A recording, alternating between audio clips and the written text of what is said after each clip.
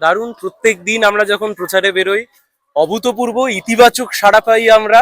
আজকেও তার ব্যতিক্রম নয়, আজকেও খুবই ইতিবাচক সাড়া পাচ্ছি আমরা। তার কারণ আমরা ইতিবাচক কাজ করবার প্রতিশ্রুতি দিচ্ছি এবং আমরা ইতিবাচক রাজনীতিতেই বিশ্বাসী।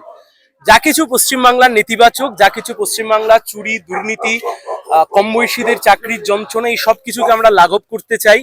এবং সর্বোপরি মহেশতলার বুকে জমা জলের যন্ত্রণা, ভাঙা রাস্তা, ড্রেনে দাঁড়িয়ে থাকা জল, খালে দাঁড়িয়ে থাকা জল, এই যন্ত্রণাকে আমরা মুক্ত করতে চাই। ফলে ইতিবাচক বার্তা দিচ্ছি, ইতিবাচক সাড়া পাচ্ছি।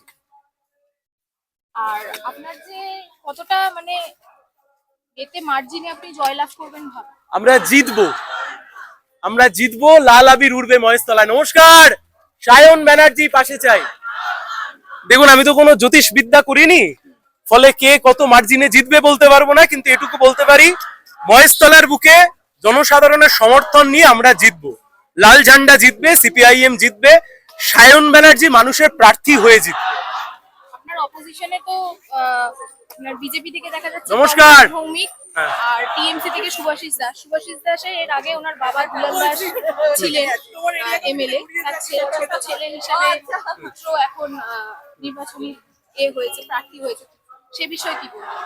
নমস্কার, সায়ন ব্যানার্জি সিপিআইএম প্রার্থী, পাশে চাই।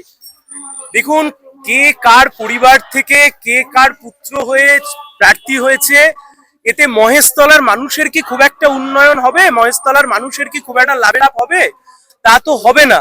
ফলে আমরা যে লড়াই লড়ছি তার নীতির লড়াই। পশ্চিমবাংলার বুকে একটা জগদম্বা পাথরের মতো একটা দুর্নীতিবাদ সরকার এবং বিরোধী দল হিসেবে কার্যত বিজেপি ব্যর্থ হয়েছে। আমরা এই বার্তাকে নিয়েই লড়াই লড়ছি। সেখানে কে কার ছেলে, কে কোথায় প্রার্থী হয়েছে তা অপ্রাসঙ্গিক।